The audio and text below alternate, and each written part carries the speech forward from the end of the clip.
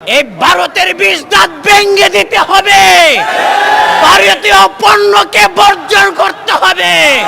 ভারত সরকার যদি তাদেরকে বিচার করতে ব্যর্থ হয়, তাহলে বিশ্বের তাওহীদি জনতা ভারতীয় পণ্য বর্জন করবে।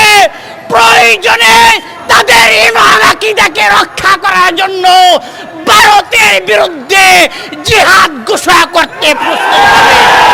আমরা লক্ষ্য করেছি ভারত আজ নতুন নয়, বারবার ভারতের মধ্যে আমার প্রিয় নবী সাল্লাল্লাহু আলাইহি সাল্লামকে অবমাননা করা হচ্ছে। এই অবমাননা বিশ্বের 200 কোটি মুসলমানের হৃদয়ে আগুন ধরে দিয়েছে। ভারত সরকার এই পাপিষ্ঠদেরকে আশ্রয় প্রশ্রয় দিচ্ছে। আপনারা জানেন এই পুরোহিতের বিরুদ্ধে ভারতের মধ্যে অর্ধশতাধিক মামলা হয়েছে। আজ পর্যন্ত মোদী সরকার তাদেরকে গ্রেফতার করে নাই। এতে প্রমাণ হয় এই মোদী সরকারের উস্কানিতে বারবার ইসলামকে এবং ইসলামের নবী আমাদের প্রিয় নবী মুহাম্মদুর রাসূলুল্লাহ সাল্লাল্লাহু আলাইহি সাল্লামকে অবমাননা করা হচ্ছে।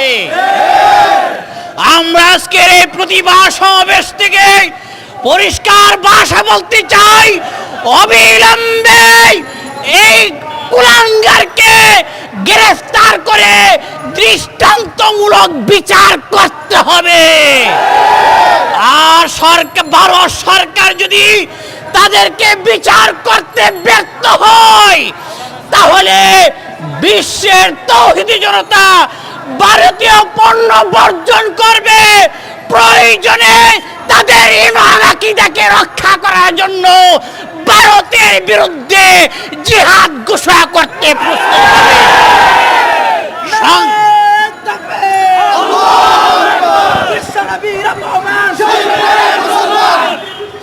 সংগ্রামী তাওহীদি জনতা, ভারত শুধু আমাদের প্রিয় নবী সাল্লাল্লাহু আলাইহি সাল্লামকে অবমাননা করছে তাই নয়, ভারতের মধ্যে বারবার দাঙ্গা হাঙ্গামা লাগিয়ে মুসলমানদেরকে হত্যা করছে, হাজার হাজার মানুষকে হত্যা করছে, মুসলমানদের বাড়িঘরকে আগুন দিয়ে জ্বালিয়ে দিচ্ছে।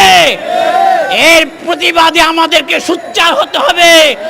ভারত শুধু ভারতীয় মুসলমানদের দুশমনই নয়, বাংলাদেশের জন্য তারা দুশমনে পরিণত হয়েছে। আপনারা জানেন বাংলাদেশের সীমান্তে গেলেই দেখা যাচ্ছে তাদেরকে গুলি করে হত্যা করা হয়। এক ফেলানি নয়, অসংখ্য মানুষকে হত্যা করেছে। শুধু আওয়ামী লীগের আমলে এদেশের মধ্যে 12 শতাধিক মুসলমান মানুষকে হত্যা করেছে। তাই আমাদেরকে এই ভারতের বীজ দাঁত ভেঙে দিতে হবে, ভারতীয় পণ্যকে বর্জন করতে হবে। আর যদি তাদেরকে আমরা বয়কট করতে ব্যর্থ হই, তাহলে আমাদের পরিণত ভালো হবে না। আজকের এই সমাবেশ থেকে আমি আমাদের অন্তর্বর্তীকালীন সরকারের কাছে আহ্বান জানাচ্ছি, এদেশের 92% মুসলমানদের পক্ষ থেকে আমাদের প্রিয় নবীকে যে অবমাননা করা হয়েছে, সেটা বাংলাদেশের সরকারের পক্ষ থেকে নিন্দা জানানো হোক, প্রতিবাদ জানানো হোক। আমরা আজকের এই সমাবেশ থেকে সরকারের কাছে আহ্বান জানাচ্ছি। আরেকটি কথা না বলে পারছি না, যে দেখা যাচ্ছে আমাদের দেশেও কিছু স্বার্থান্বেষী মহল যারা নাকি ট্রান্সজেন্ডার এবং সমকামিতাকে সমর্থন করে, তারা বর্তমানে সরকারের ছত্রছায়ায় এই সকল অবৈধ হারাম কাজকে বৈধতা নেওয়ার চেষ্টা করছে।